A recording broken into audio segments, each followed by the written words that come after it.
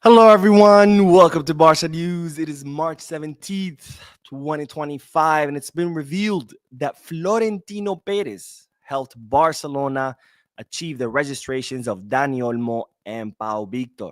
Also, the Ballon d'Or standings or new poll rankings have come out, and I'm going to tell you who they are or what the standings are. And finally, the Saudis have informed Barcelona that they're coming for Gotinha. We have a lot to discuss, so let's begin.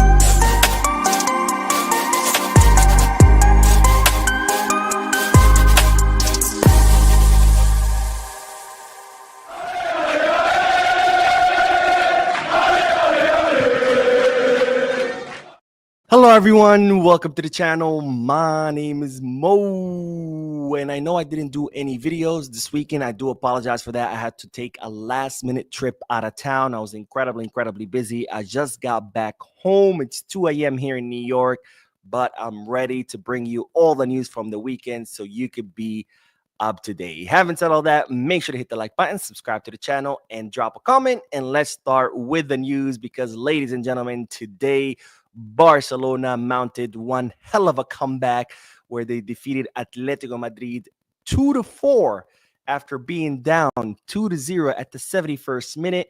And Barcelona were able to score 4 goals in a matter of 20 minutes to mount on what was a heroic comeback. Now, I did do the post-match live analysis a few moments ago. I know it's coming to you super late, but if you want to hear my detailed analysis of the match, make sure to check out the video. Now, with this win, Barcelona are still at the top of La Liga table. Oh, but first, let me say, I completely forgot. Ansu Fati, ladies and gentlemen, today was excluded from the squad list completely. He didn't even travel with the team to Madrid and start. This is just a clear sign by Hansi Flick that he does not count on Ansu Fati, and it's not looking good for Ansu Fati whatsoever. I think Flick made it clear that he didn't count on him during the winter transfer market. The club have made it clear to him that Flick doesn't count on him directly and indirectly. And while today, another match where Ansu Fati was not included in the squad list at all. He wasn't even on the bench. He just was not included on the squad list, did not travel with the team to Madrid, and it's not looking good for Ansu Fati. And I think the guy needs to start looking for a team, needs to start considering his future somewhere else because it's not going to be at Barcelona. But anyways, Barcelona's victory was very important because we are still at the top of La Liga table. This is how the table is currently looking like, with Barcelona in first place with 60 points, tied with the Real Madrid, who, of course, did win their respective match against Villarreal 2-1. I mean, this Madrid is just pathetic. They cannot even beat smaller teams. Like, they barely beat smaller teams by 1 goal difference. But, I mean, I'm not surprised at all. They don't really play any kind of football. They just rely on their individual talent. But Real Madrid won their respective match, but despite that, Barcelona are still in first place with 60 points, tied with Real Madrid, of course, because of the goal average and because Barcelona defeated Real Madrid during the first El Clásico match this La Liga, and Atletico Madrid in third place with 56 points. So Barcelona are 4 points ahead of Atletico Madrid. And of course, Barcelona have one less match. Let's not forget that, because Barcelona still have to play the Osasuna match, which did get suspended due to the death of Dr. Carlos Miñarro. And if Barcelona win that match, they could be 3 points ahead of Real Madrid and 7 points ahead of Atletico Madrid. And of course, we still have to play Madrid in La Liga in May. I think if we win there, it'd be we would be 6 points ahead. And I think at that point, La Liga would be over and Barcelona would be crowned champions. But of course, let's not get ahead of ourselves. There's still plenty of matches to play. We got to play one match at a time. Now, of course, we are entering now the FIFA international break. Yes, you heard that correctly. There's another FIFA international break. There were 3 of them during the first half of the season. There's going to be a 4th one. And then they wonder, why are players blowing up their ACLs left and right? Why is Rodri going to have to be out a whole season? Well, this is exactly why. Because match after match after match, is just not sustainable. But anyway, speaking of the suspended match against Osasuna, ladies and gentlemen, we do have a date. It's not official yet, but La Liga has penciled in a date for this suspended match, and it will take place on May 21st, which will be between La Liga fixtures number 37 and number 38. So if La Liga race remains this close, this match might be a decisive one. So we're going to have to wait to see. Hopefully it doesn't get to that. Hopefully Barcelona can build a strong enough lead going into May. That way we don't have to worry about this. But May 21st is looking like it's going to be the date for this suspended match. Of course, La Liga, we're trying to schedule this for March 28th, right after the international break, or March 27th. Barcelona, of course, objected to that strongly because we have Brazil versus playing against Argentina on the 26th. That means Raphinha, there's no way he would be able to make this match. Just not enough time for him to travel back to Spain and rest and recover. There was Araujo also, Uruguay playing against Bolivia on March 25th. That also would have been enough time for Araujo to make it back to Barcelona and recover. So Barcelona objected to the March 27th date, and now it seems that both teams, both Barcelona and Osasuna, have agreed on May 21st. So for now, La Liga have penciled in this date. It's not fully official because it's also going to depend on Barcelona's progression through the Champions League. If Barcelona are, God forbid, eliminated in the quarterfinals or even in the semifinals, that opens up more dates. But if Barcelona continue to progress to the Champions League, it looks like May 21st is going to be the date where the Barcelona-Osasuna match is going to take up. All right, now, speaking of wins, Barcelona, the men's team was not the only team to celebrate a victory today. The Barca Femini over the weekend defeated the Real Madrid 3-1 in the second leg of the Copa de la Reina semifinal, which is, of course, the women's version of the Copa del Rey, for an aggregate of 8-1. Yes, you heard that correctly. 8-1. Of course, the first leg, the Barca Femini won 5-0.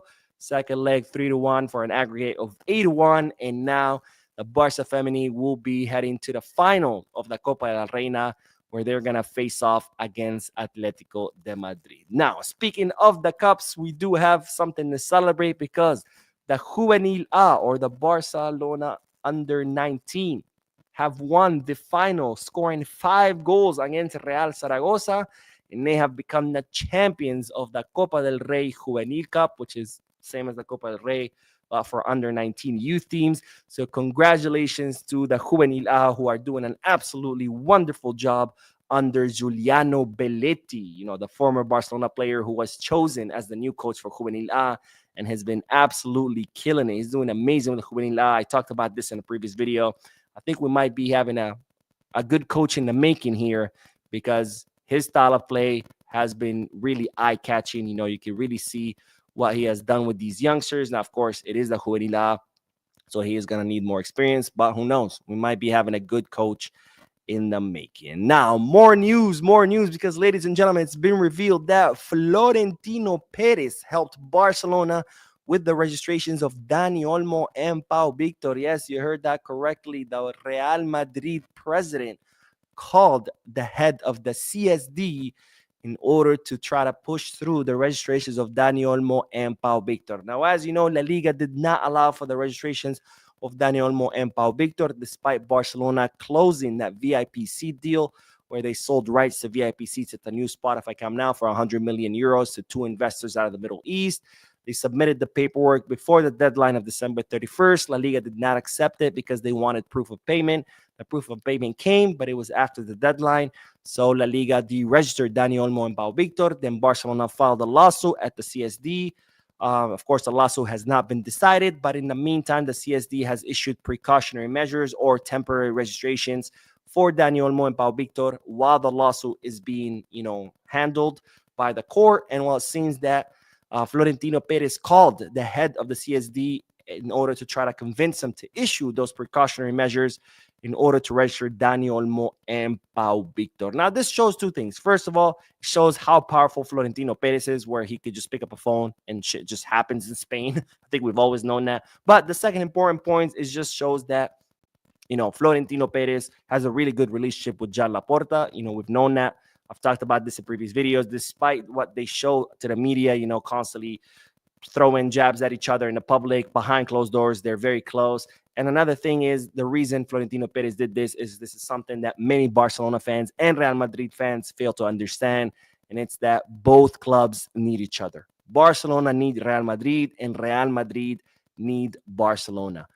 No team can benefit from the other team's demise because, after all, El Clásico is the most watched match in the world. Without Real Madrid and Barcelona, La Liga would not be the league that it is. So these two clubs need each other. And this is something that a lot of fans on both sides forget.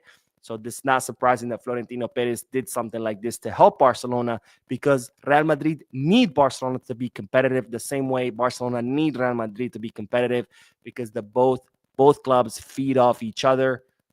Otherwise, La Liga would not be the Liga that it is, and El Clásico would not be the match that it is. Anyways, let's move on to the next bit of news, because the Ballon d'Or rankings for March have been released, and this is what it looked like. Ladies and gentlemen, Coutinho is currently sitting in first place ahead of Mo Salah. Of course, Mo Salah was first, Raphinha second, but now Raphinha has surpassed him. Of course, with Liverpool being eliminated out of the Champions League, that definitely helps the chances of our Brazilian player. In third place is Kylian Mbappe, and then in fourth place we have Pedri, who surpassed the Ballon de Playa, which means beach ball winner Vinicius Jr., the crybaby Vinicius Jr., who I don't know what he's doing in fifth place, but hey, I guess we gotta give him a consolation prize since he didn't win the Ballon d'Or. And then we have in sixth place Dembele, seventh place Lamine Yamal, then we have Jude Bellingham, Robert Lewandowski,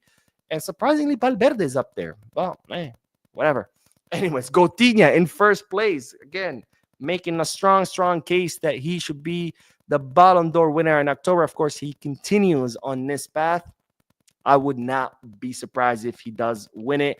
We've talked about his numbers in other videos. I'm not going to go into it, but Raphinha has been making a very strong case that he should be a top contender for the Ballon d'Or. And so far, it looks like many people agree, because he is sitting currently in first place. Of course, the Ballon d'Or is not going to take place until October. But again, if Raphinha continues on this path, I have no doubts that he has a great chance of winning it. Now, speaking of Raphinha, we do have big news, because the Saudis have informed Barcelona through intermediaries that they are coming for Raphinha in the summer. Now, Saudi Arabia, the way they do it, they have a fund which is in charge of signing players, and then once they sign the players, they distribute them to their Saudi teams. I think the fund is managed by the royal family, if I'm not mistaken. And a lot of times the way they go about signing, since it's an actual fund, not an actual club, they use intermediaries, right? They hit up people, let's say people who are knowledgeable about the Spanish market, say, hey, we want to sign this player. Go talk to the club that the player belongs to. And that's what the intermediaries do. And that's what the Saudi fund has done. They have reached out to Barcelona through intermediaries, letting them know that in the summer, they're going to be making huge offer for Raphinha. Now, we don't know how much the offer is going to be. We know in the winter, the Saudis offered 100 million euros for Raphinha. Barcelona said, sorry, we're not interested. So you can only guess that the offer is going to be much larger in the summer. Maybe 120, maybe 150. Who knows? It might be 200 million. After all, that's what they wanted to offer for Rodrigo or Vinicius. And I think Raphinha is doing much better than the two. So why not 200 million euros for the Brazilian? Which, of course, begs the question. This is something I want you guys to answer. I'm not going to answer this. I want to see what you guys think. If Barcelona received 150 million or a 200 million euro offer for Raphinha, should they sell him? Now, on one hand, Raphinha is having a spectacular season, 27 goals and 19 assists, top contender for the Ballon d'Or. On the other hand, Barcelona are in a dire financial situation, and 150 million or 200 million euros could go a long way to helping the club. You could activate Nico Williams' clause of 58 million and still have money left over to sign a right back and a left back to compete with Koundé and Balde. And you might even still have leftover money to spend. Now, on the other hand, again, Raphinha is having an amazing season. Is it worth it to sell him? But on the other hand, do we know Raphinha is going to have another great season after this? Because let's not forget, the last 2 seasons, Raphinha was abysmal. Even the seasons before at other teams, he wasn't really that great. This is his best season yet. So we have no guarantees he might repeat the performance of this season. So again, lots of things to consider on both sides. I'm not taking a side. I want to hear what you guys think. If Barcelona receive a big offer, 150, 200 million, should they sell Raphinha? Yes, no. Let me know in the comment section. And with that, we'll end this live. And I'm going to go live 2 more times after this because there's a lot of news to cover. Thank you guys for watching. Don't forget to subscribe, hit the like button, and drop a comment. I'll see you in a few moments. And as always, peace, guys.